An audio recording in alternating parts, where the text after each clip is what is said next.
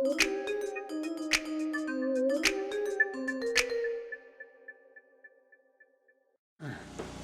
welcome back to the program. Curiosity has gotten the best of me today. I was out here in the garage doing a couple things to the E36, and I had the steamer out, I was doing some things, and so I kind of just went over the hood with some steam, just a real quick pass over to get off any grime and dirt and stuff that's been in the car since I got it. And I thought, you know, I really haven't cleaned a body panel yet. I mean, I've washed the car, but I haven't done much else other than that.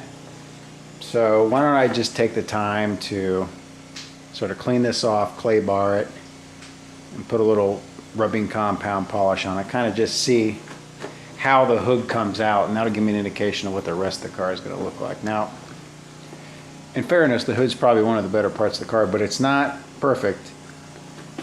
There's a few imperfections here, and they'll probably be hard to see on the camera. There's a couple marks here and there, so there's some work to be done. But I mean, it's just clean now. That's really all it is. But you know, let's give it an hour. Put a little elbow grease into it and see what we got.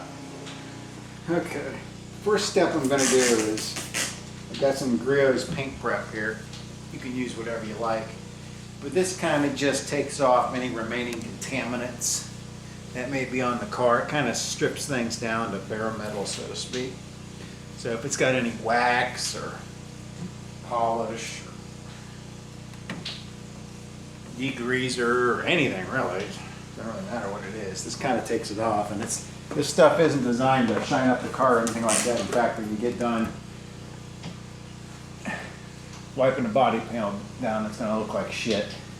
So don't mistakenly grab your paint prep bottle when you really want like a speed shine bottle or a whatever detailer spray you want to use, because you're going to have to do your panel all over again. So this is going to leave the car looking really dull and almost dirty, but it's not really designed to be a detailer, and you certainly don't want to use this with the clay bar. It doesn't have the lubrication of a clay bar, or excuse me, of a detailing spray to use with a clay bar. So I'll just do a quick pass here. Not that there may have been a whole lot on this hood, but for shits and giggles, we'll go over it. Okay. All right, so now we've wiped the hood down, and now it looks 10 times worse than what it did, but that's okay. Now let me grab the clay bar and let's go to town on the clay bar, and we'll see what the clay bar picks up.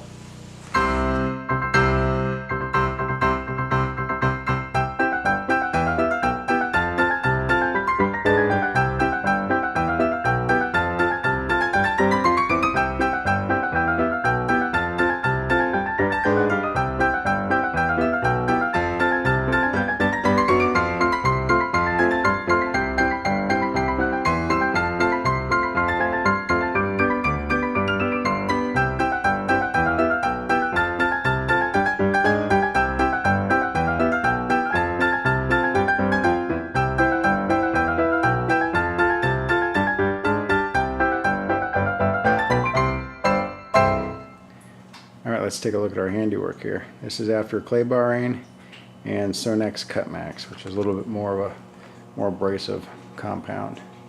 It turned out really good. You know, the camera never picks up quite what it looks like in person with all the reflections and stuff. But I would say the major bugaboos that I saw in the paint before I started have come out. You know, we still have to do a fine polish before this panel would even be considered. Well, actually, and after that we'll have to wax the car too. So waxing usually doesn't make it look a whole lot better, just protects. So, but the fine polish should smooth this out just a little bit, maybe get a little bit of a glossier shine. So if the other panels come out the way this one did, I think we're in business, folks.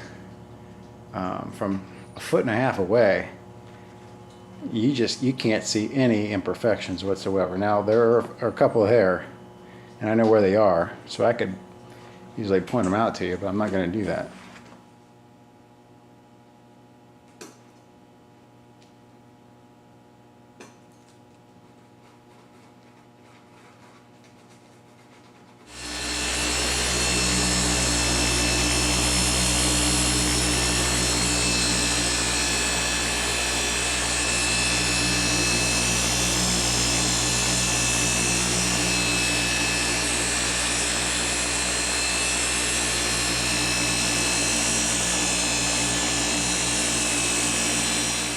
Well, there are some scratches on the roof here. There's some question about that. That was just the first pass with the Cut Max, but you can still see them with the Cut Max. You're probably still going to see them with the finer polish I follow up with. But that's what you get for 56,000 miles, I suppose. Everything is not going to be exactly perfect. Now, from 12 inches away, you probably won't be able to see them.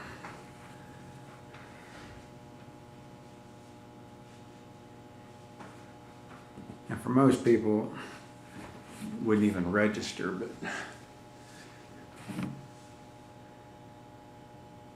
yeah. And the interesting thing is, most of the fine scratches, you know, they're on the driver's side. I already did the passenger side, and there really weren't any at all.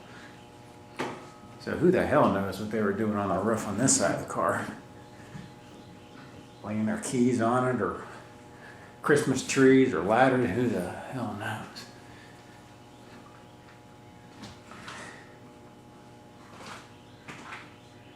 I got a little stone chip over here I'm going to have to fix. That's pretty obvious.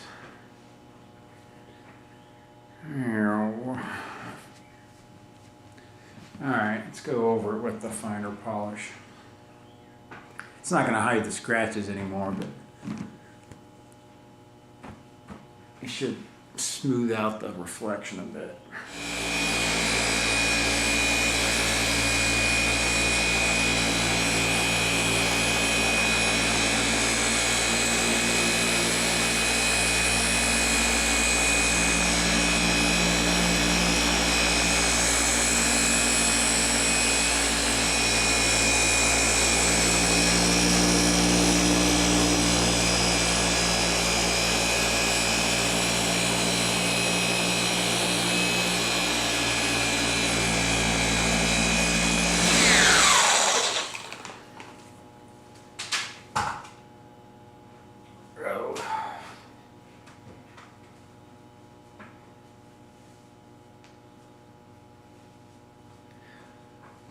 Okay, let's see what it looks like. Now, a couple of things you probably notice is I didn't go across this way with the orbital. I don't like, and it's just my preference, but I don't like to cross rubber seals on the car. You know, get the orbital near them and go across them, whether it's around the doors or sunroof and stuff like that. I don't want to ruin the seals or damage them in any way. And plus, when you go across them, you just get polish and stuff all inside the grooves, and they're kind of a pain in the butt to clean. So if I got to go this way only over here in order to do my polish, then that's, you know, so be it. That's the way it's got to be. I can go both ways if I just stick to the moonroof here. And the other thing too is, you know, orbitals by design are gonna wobble when you're doing it, because, you know, you got, everything has an equal and opposite reaction. So if the thing is spinning in one direction, you know, the orbital is going to want to wobble to compensate for that in another direction. And so, you know, obviously you have to have a steady hand to make sure that doesn't happen. And if you find that your orbital is wobbling a bit. And it, it doesn't matter if you're using a, a Rupes or, just a, Porter cable, anything. It doesn't really matter if it's a random orbital. If you start to get that wobble and you hear it kind of making some noises, then you don't have your,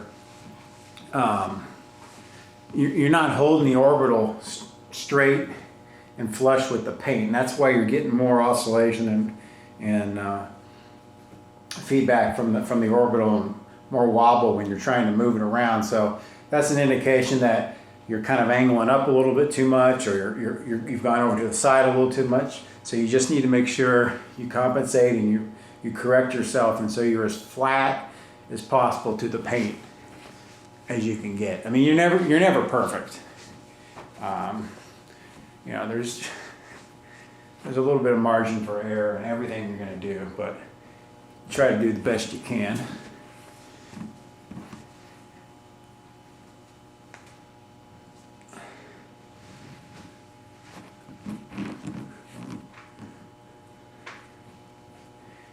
Well, let's see. It's looking better, that's for sure. But we do have some imperfections up here on the roof.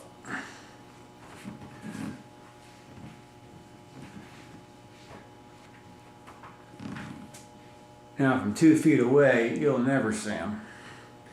You'll think this thing was as smooth as glass, but, when you own a car, you end up finding every single flaw on it. And you can point them out in 2 seconds, where somebody who's not familiar with the car, they'd look at it and say, oh, it looks perfect to me. Well, no, not really. But, again, you've got to have some sense of scale and proportion and context to this stuff. We're not working with an 18,000-mile car like the one behind the camera, so you've got to expect something not quite up to perfection in certain places. But you're just trying to beat Father Time here and, try to make a 56,000-mile car look like a 26,000-mile car. And we'll probably get there. Maybe do better than 26,000. I'd like to get it under 20. If I can make this look like it's got under 20,000, that'd be a success. Okay. So, looks pretty good. Let's get a closer look. I'd say the hood took me about, let's see, it's 7:30 now. I think I started probably at 4:30, so 3 hours, maybe 3.5. And this is, the clay bar took a lot of stuff off. There was a lot of crap on the roof of this thing. It was, I know it was just mineral deposits, rain. Like I said, it had been parked outside for a month before I pulled it in the garage, so that was part of the reason, but prior ownership probably had a lot to do with it too. So clay bar took quite a bit off, and then we did 2 passes with a heavier Sonax compound and then a finer polish to get it where it is now. So it's not with any wax on it, and wax isn't necessarily going to make it look that much better. I think there's some big misperception out there that just, whatever you do to paint, you throw wax on it, it's going to make it look 10 times better, and that just ain't the case. You need to get your paint looking good before you put the wax on it. The wax might make things look 5% better. So this is where you're doing all the important work. Get it looking good before you put the wax on it. The wax is only going to make whatever you've done up to that point. You're going to exploit that work. If you haven't done enough work, well, when you put the wax on it, in some cases, it might exploit the flaws. So that's that. We've done the hood already. I experimented with 1/4 panel, but the problem with the Rupes is on like some of these panels, like the quarter panel. It's, you know, it's a 6.5 inch orbital, and it's really too big almost for like a quarter panel. I need to break out. I got a little Griot's 3-inch sort of mini me jobber, which is a lot easier to use. I mean, it's not didn't have near the throw of the orbital of the Rupes, so it's more of a. I mean, I think it is a random orbital, but it almost performs just like an orbital. But still, it makes it so much easier to get inside the little nooks and crannies and stuff, so you're not slinging product all over the place and undoing all your hard work. So there we go. I think I'm going to call it for the night. You know, this polishing. Let me flip the camera around. This polishing and waxing stuff, it's like, it takes, you know, you can be a whip puppy after 2 or 3 hours of this stuff. So, you know, like what I did with the E36 when I was getting ready for the concours, is I'd just come out here and do like 2 or 3 hours. I'd pick up, you know, 1 or 2 panels. I'd go through them completely, get them done, and then just shut it down. And then the next day when I come back, I'd be fresh, and I'd tackle 1 or 2 more panels. And then over the course of a week, it would, you know, eventually get done. But if you try to be out here for 6 or 8 hours at a time, your ass is going to be whipped. And then the next day or two, you're not going to want to, you know, you don't want to be anywhere near an orbital. You're just like, oh, you can still feel it in your hands, and you know, your brain. You still feel like you're just shaking from the damn orbital. So my suggestion is just do 1 or 2 panels at a time. Put the stuff away, work on something else, come back next day or two, do another couple panels, and just get it done that way. I think your senses are going to be much better off. So anyways, if you like this video, like it. Didn't like it, I don't know what to tell you. Follow me on Instagram, Twitter, all this social media bullshit that's out there that I'm supposed to do in order to act like I'm important. And if you haven't subscribed, subscribe today so you never miss an episode. Take care.